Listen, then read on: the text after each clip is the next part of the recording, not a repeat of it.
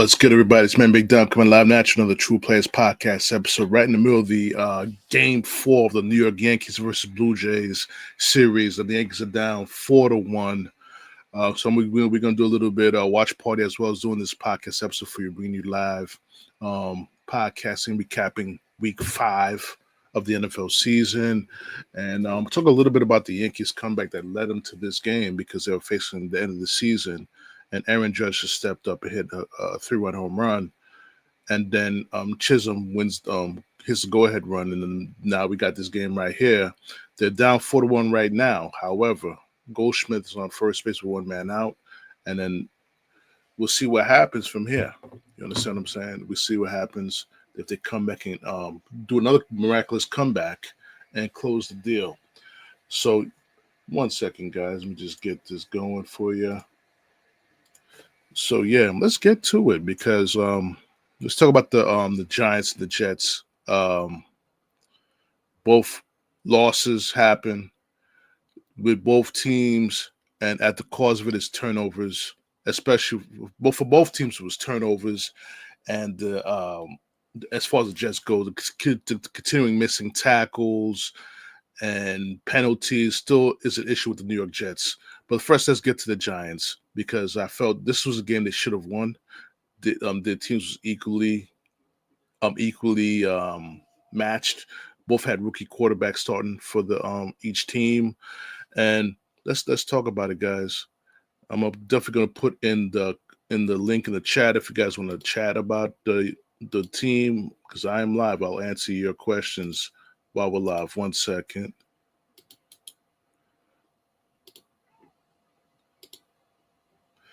So yeah, with the Giants jumped out to a 14-3 lead against the Saints, and I thought this was could be a continuing momentum from the first win they had for the season with jaxsondart as a quarterback, but he did struggle in this game. I think mostly because of he missed maliknabors. Maliknabors not being in that game really, hurt him. And the thing is that when you have a receiver like maliknabors and jaxsondart, his first start was relied a lot on him. You missed that player, but the Giants had five consecutive turnovers and 5 consecutive drives, and that pretty much ended the game for them. One fumble in the second quarter with Dariusslayton, which led to a field goal, which eventually enabled the Saints to take over the lead. They were down 14-13, and the fumble by Dariusslayton, while trying to fight for extra yards, cost them 3 points from there. And then while the Giants were down, they tried to make a comeback, and camskattebo fumbles the ball. They returned it back for a TD, and that pretty much ended the momentum of them trying to come back and win the football game. But the one thing I didn't like about this game is the fact that, there was no adjustments made with briandaboll, seeing how the team was going. And when they blew that 14-3 lead, there was no adjustments made to stop the bleeding. As we see, Grisham just took a strike from Little. 2 outs, man on first and second for the Yankees here. So I'm going to be jumping in and out from this game. So, yeah. So definitely. So jaxsondart did struggle in the second start. And you expected that because he didn't have his big-time receiver with him. But let's go over the stats here. Spencer Rattler, 21 of 31 for 225 yards. And Kendre Miller, 10 carries, 41 yards. And Rashid Shaheed, which killed the Giants on some big plays. 4 receptions for 114 yards and a TD. But I'm starting to worry. As far as the Saints go, what's going on with Alvin Kamara? He's supposed to be this big-time running back, and they're barely using him. Possibly a trade candidate for a team that's in contention, if you ask me.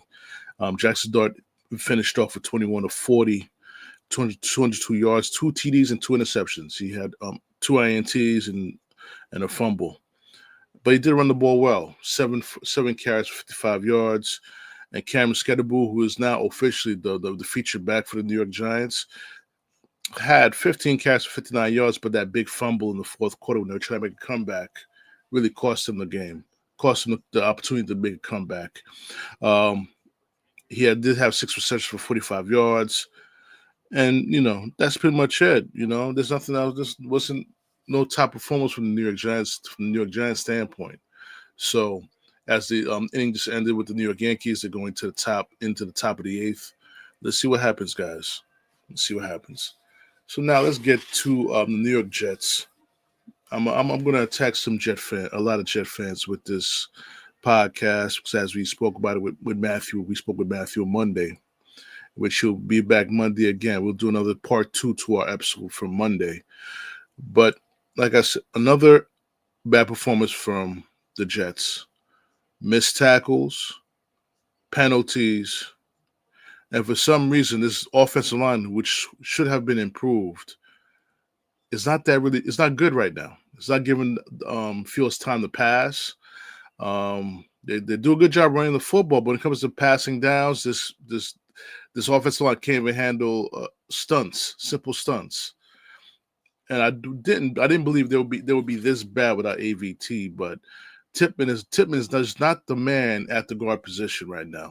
I don't know if he should be moved back to the center position or just have him, sit out a bit, because a lot of pressure is coming from his end. Fashanu, who I thought was going to be that bookend left tackle for us, like we had with DeBrickashaw Ferguson, he's faltered this season. This guy last season I believe the story was in college he didn't allow many sacks or pressures to the quarterback in college up into the NFL season. Even last year, he didn't allow a lot of pressures to the quarterback. But this season, guys are really, getting to the quarterback from his side of the football. And he was replaced in that game by Max Mitchell, which is not a good news, because Max Mitchell's not that good. He's a decent backup, but not someone you want to rely on all the time. But, again, the Jets can't hold on to the football. This is a league now where guys are being taught to punch the ball out of the ball carrier's hand. And for the life of me, I don't understand why the Jets just cannot hold on to the football. It's like consecutive weeks with at least 1 or 2 fumbles in a game for the Jets. And this one came from Breecehall. They were driving, I believe it was the second drive. They were driving to possibly get a touchdown. And Breecehall had a hell of a game running the football. Had a hell of a game. 40 carries, 114 yards. But that fumble changed the momentum of the game early. The Cowboys were able to capitalize on that. And they did this without CD Lamb. So think about it for a second. They won this game the way they won this game without CD Lamb. 37-22. But this game was over a long time ago. Those 22 points came in garbage time. But I don't know what's going on with the Jets defense. My opinion is they should possibly, Aaron needs to step up and either take control of the defense, call the defense, or just maybe adjustments need to be made, because I don't think these cornerbacks, whether it's Sauce Gardner or definitely not Brandon Stevens, are guys who you could play man to man all game long. I honestly don't think you could do that with them. I'm starting to believe that they're zone guys, and I get it. Aaron Glenn is a man to man bump and run cornerback in his playing days, but his style of play is not working with this defense.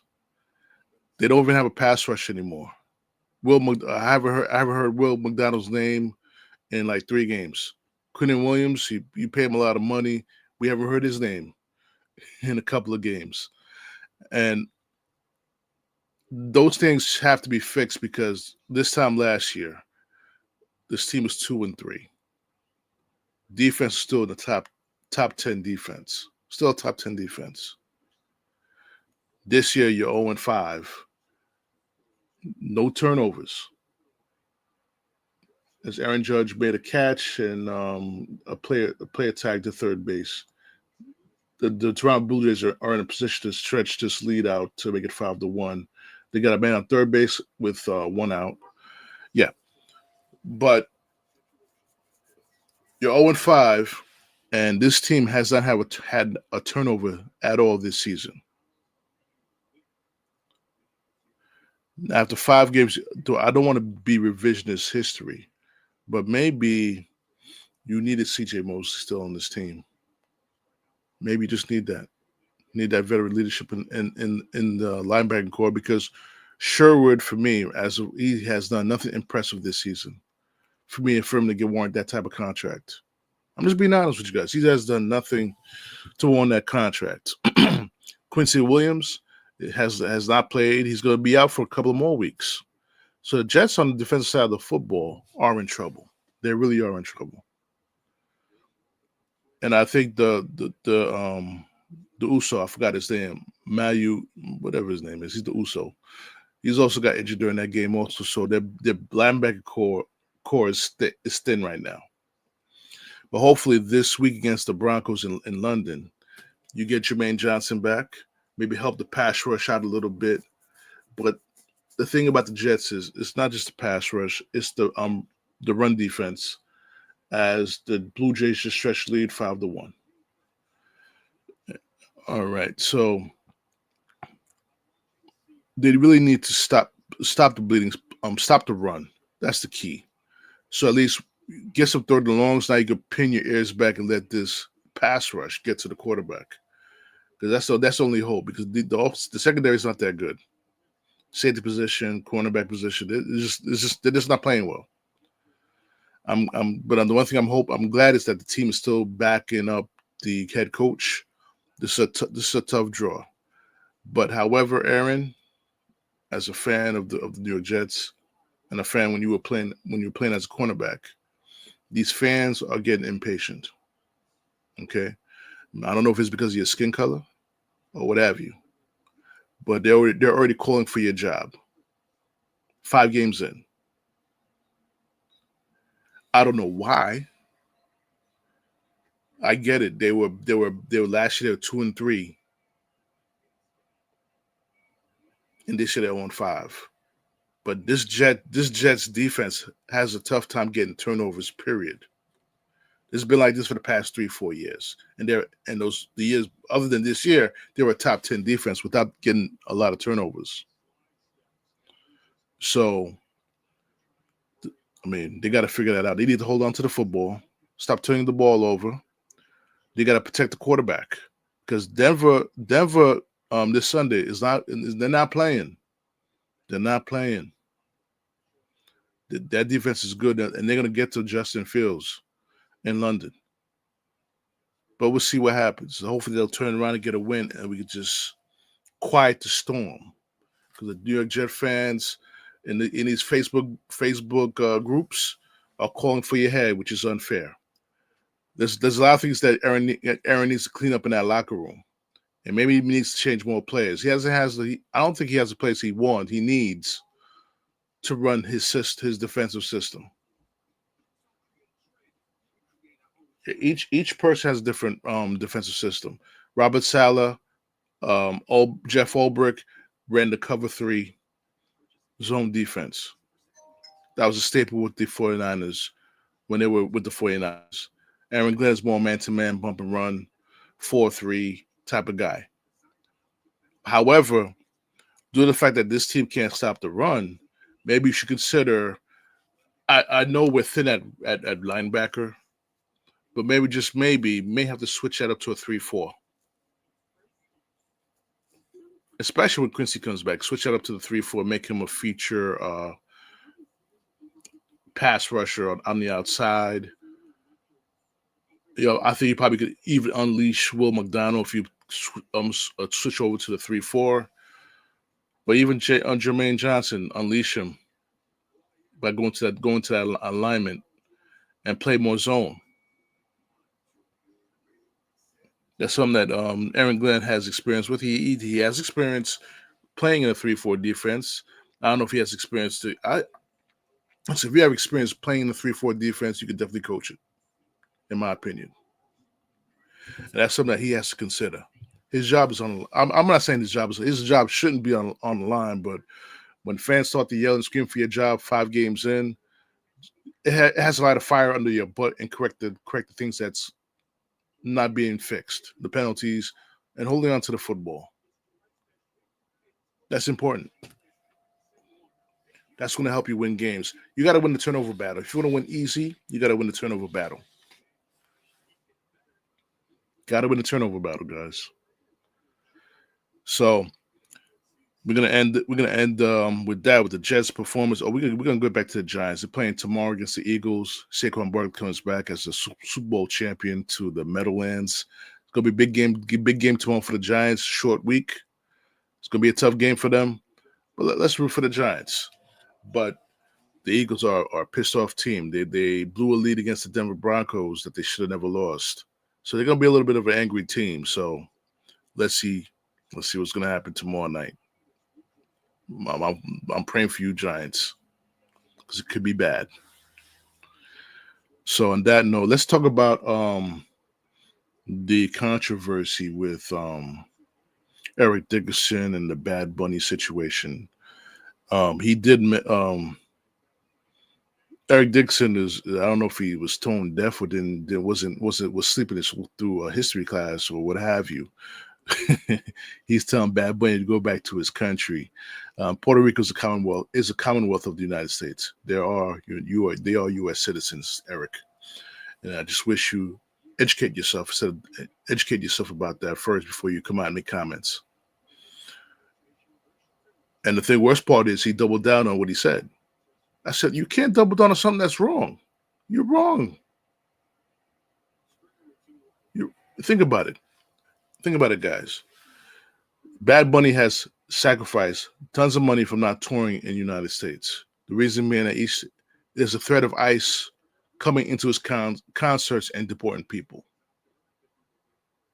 There's a threat of that. So he's trying to protect his fellow Latinos in that process, but not performing here. But the one problem I do have with Bad Bunny is you're given the opportunity to perform in the Super Bowl, which is your only U.S. appearance. Don't come out of your face and tell people to learn how to speak Spanish. Let's not do that either. Okay? You go out there, do your performance, do a great show like you did with the WWE, albeit different setting, and just represent. That's all. That's all. But what Eric Dickerson said, though, was really stupid and tone deaf. I feel that this society has gone to just plain and simply been tone deaf for a long time. For a long time. People just be saying stuff just for saying stuff. They don't think about what they're saying. Well, they don't be thinking about what the hell they're saying. So that's my pushback on that. And the Knicks are going to be playing tomorrow against the Timberwolves preseason game. Can't wait to watch that game tomorrow. I'm gonna be doubling up. Giants versus Eagles, Knicks versus Timberwolves preseason game. I'm trying to get to a preseason game or even a regular season game this year. I definitely want that to happen. As the Yankees just end the inning with a strikeout, but they did give up a run. So the Blue Jays are up 5-1. We're going to the bottom of the 8th.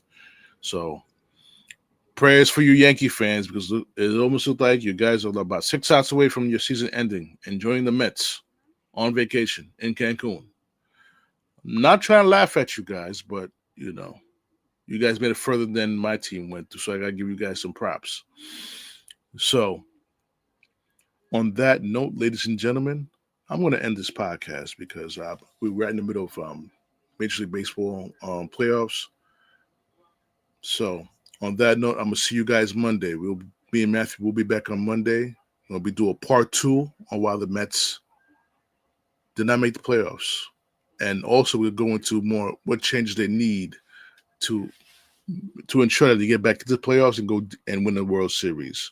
So it's your man Big Dom signing off on this podcast. I'll see y'all Monday. Peace.